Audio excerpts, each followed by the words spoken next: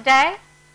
And as the previous session ended on open for business, this is another area, very much open for business going forward. And you've heard about it being touched in some detail in the course of the day, in one way or the other. And there are two key areas now that you have to watch out for in terms of business opportunities. Development of rural growth on the back of agricultural development as well. And to speak on these very important matters, we have the Minister of Lands, Housing and Settlement, who is also a former Secretary General of UN Habitat, Anna Tibajiki. And this will be followed by a discussion with Salum Shamte, Chairman, Agricultural Council of Tanzania, and Kilimo Kwanza Growth Corridors Executive Committee member. So I'd like to open up with the Minister for a few brief words, and then we can open up the discussion. I'm sure at this stage of the day you have had a very fruitful discussion. I'm very sorry if at times I found repetitive, I simply couldn't make it earlier. So I'm just coming to join my panel and to look at basically the outlook for transformation, the rural-urban interface. That is the understanding of this session. And I would like to say that from the economic standpoint, the main mission here is the development of Tanzania. And the development of Tanzania is to improve and enhance, above all, the welfare of its own people. So the perspective that I'm going to present is first of all to understand the situation prevailing in Tanzania. Where are we coming from, and then of course to answer the key question, which is where should we be going or where are we going? I think in matters of the population dynamics to start with, this is a very useful country. Over 60% of our populations are below 30 years old, and to be precise, 50% of the people are below 15 years old. The median age running between 17 and 18, even less. We are about to take a population census, so we shall have better statistics. But that's where we are. A very young, youthful population. The dependence ratios, both in rural areas and urban areas, are very high. Secondly, of course, what are our people doing? What are the driving sectors of the economy? And I think that my colleague here will be tackling the agricultural sector more. But I think in terms of the rural-urban interface, the majority of the people in Tanzania, to be precise, around 74% are still in the rural areas. So the rate of urbanization here is below the African average of 37%. Tanzania is at 26%, but growing very fast. So the rate of urbanization here is very high, going at the average of around 3 to 4% per annum. You have cities like Dar es Salaam that have been doubling or tripling their populations every 10 years. So by 2030, the rate of urbanization here will have reached around 39%. And by 2045, this country will no longer be a rural country. The majority of the people will have moved into cities and towns. So we have our people in farming, but we have to have a dynamic perspective of things, because people are farming but moving forward. And what is more, our government rightly so has put an emphasis on improving agriculture, which means improving rural productivity. If we are successful in agriculture, it is a sheer, well-known economic logic, then our people have to move out of agriculture. Because as productivity in agriculture improves, people have to move on to do other things. So there is, in fact, this tide moving towards the cities and towns. Now, in this country, I am in charge of Minister for Lands, Housing and Human Settlements Development, as we call it. If you are an American, it is equivalent of HUD, Housing and Urban Development, basically city planning and things like that. And having just come from the United Nations, where I was working, in the United Nations, we are now really struggling with what we call our urban future. So the future of mankind is urban. as we speak now, the majority of humanity is living in cities and towns. And Africa, Tanzania will be no exception. So in terms of the transformation, economic transformation and structural change, then we shall have to explore how do we secure employment for the teeming millions, both in the rural areas but also as they come into cities and towns.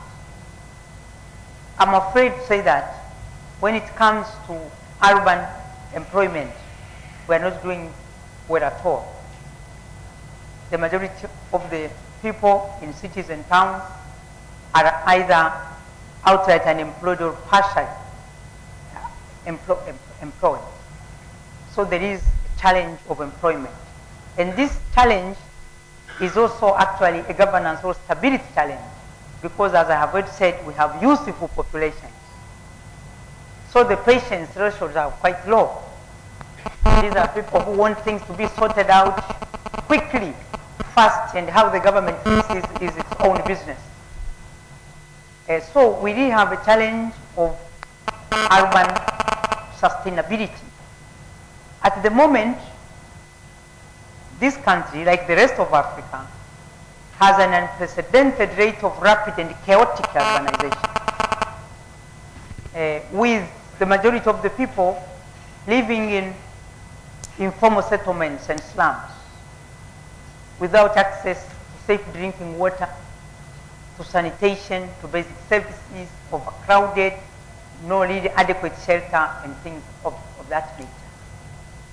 And if you do not secure urban growth in terms of incomes, not for the big few who are doing very well, this country, I'm sure that the previous speakers must have pointed out, in terms of macroeconomic growth, we are not doing badly for a least developed country.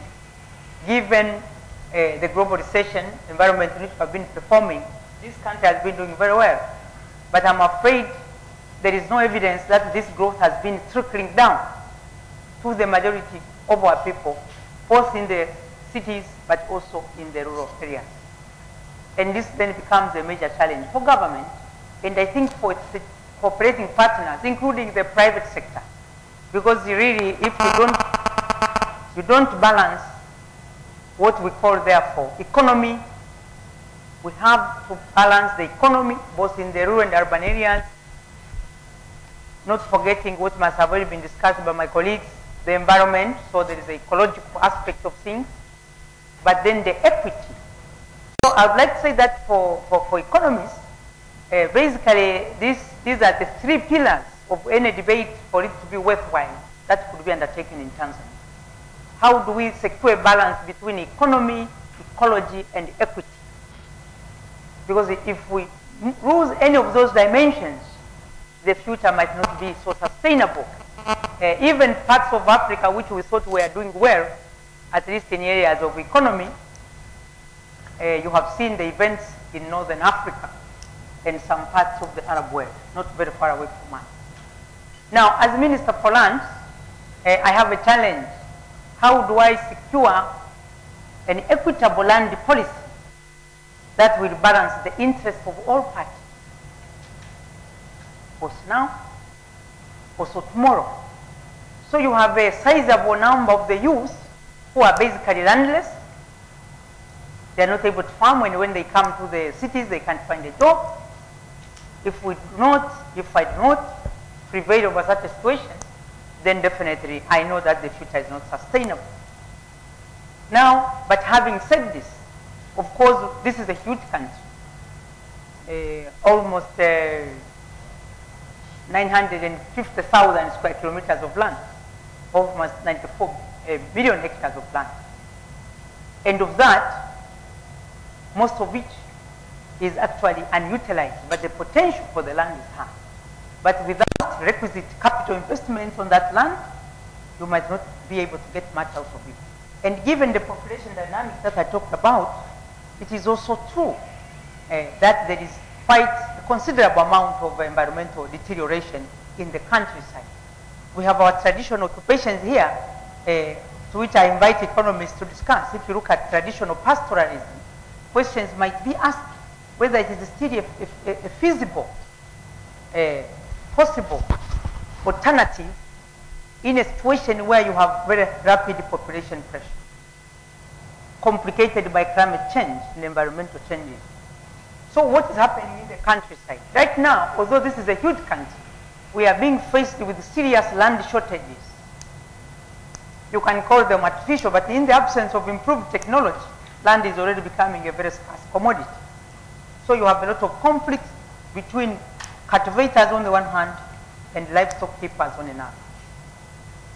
Our rural people, we have a sizable proportion of fishermen. I think that talking of natural resources, this country has about 43% of Africa's freshwater resources. So Lake Victoria, Lake Tanganyika, Lake Nyasa, and you name it. So we have a sizable proportion of people who are in the fishing industry. This was basically a group that before the advent of globalization and liberalization, they were basically subsistence fishermen. But then coming the advent of commercial fishing, and we have now fish exports, overtaking some of the traditional exports like coffee and cotton and stuff. So I'm afraid to say that the advantage of the fishing industry, I put this up to any one of you to do a study, a thorough study. You cannot say that the fishermen have really been benefiting equitably and adequately from, for example, the gains we have made in the fishing industry. So, very briefly, in the countryside, we are aware, and as a government, that things have got to improve. In the cities, I have already pointed out that we are faced with a high level of unemployment, particularly among the youth, among the women.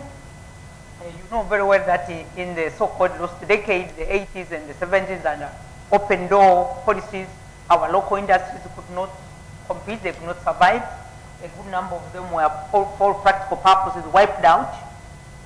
So the easiest thing we have is now developing the tourist sector. So the service sector has been doing relatively very well.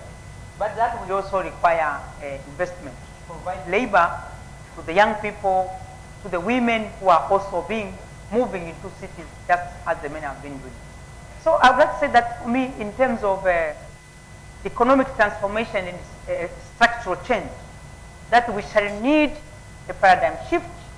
And I think for the private sector and the other investors, they also have to take on board a long-term view. Otherwise, the investments will not be sustainable. My ministry at the moment, we are swamped with a number of conflicts, including those involving foreign investors. Because you cannot succeed in expansive land-based investments if you do not have local support. No government anywhere in the world has the ability to police expansive farms and estates and ranches. And if the population feels alienated, if the population feels alienated, then you can have sabotage, unmanageable conflicts. As we speak now, 3 weeks ago, 3 farms were torched in northern Arusha, in the Kiru Valley, by villagers who feel agitated and they feel that they need the land for themselves. But this is not only a challenge on investment, so a challenge on environmental conservation. Of the land area in this country, 70% of the land is now owned directly by what we call village assemblies. So the jurisdiction of land administration here is decentralized to the villages. So 70% of the land belongs to the villages. And we are issuing them now with title for this land. Which means if you are really looking for land, you have got to talk with the village chairman and the village administrators. 28% of the land falls under what we call, it is reserved land, conserved land, national parks, things like that. I think the previous session which we were discussing. So the central government, and that's me, we have only about 2% of the land. So really the land is in the hands of the people. It is an advantage in terms of credibility and legitimacy. Definitely it can complicate land administration, and for the foreign investors it can make things also quite tricky. So one of our responsibilities, our effort is to try to come up with a very clear, transparent policy on how foreign investors, for example, can access this land. But this is something that is work in progress. And as a result, I'm aware, maybe our colleague from Southport will be saying more, the transaction costs can be very high. And you can be faced sometimes with a moving target. You thought you had the land, the villagers had a different understanding of the matter, and then they can come back, and so on and so forth. So I would like to say that from the perspective of urban planning, we are aware of the demographic shift. And any sustainable development of this country will have to factor in and invest in what we call sustainable urbanization, providing adequate housing, provided trunk infrastructure, providing services. And now I'm sure you have already discussed the crisis of energy we have, but so do we have also the crisis of water. That also remains a challenge. It is not for lack of government attention. It is simply because of what I said before. The pace of urbanization is very rapid. So we are painfully aware that cities like Dar es Salaam started off with 67,000 people in 1950. At independence, there were about 130,000 people. As we speak now, we have about 3.5 million people, expected to double by 2025. So definitely, in matters of basic service provision in urban areas, there is a level of being overwhelmed. This story, of course, you might have heard it before from other parts of the developing world. It is not only unique to Tanzania, but where we have been successful is in the equity dimension. Because thanks to our equity policies, the country has remained very stable, but of course, nothing can be taken for granted. So, ladies and gentlemen, I think that by way of introduction, this is supposed to be a dialogue. I'm basically saying that in matters of rural-urban growth transformation, we have to focus ourselves on both economy. Economy has to work, but the ecology, environment must be sustained, and then the equity. So there must be a mechanism of redistribution. There must be a mechanism of reducing the unemployment, particularly among the youth. Thank you very much.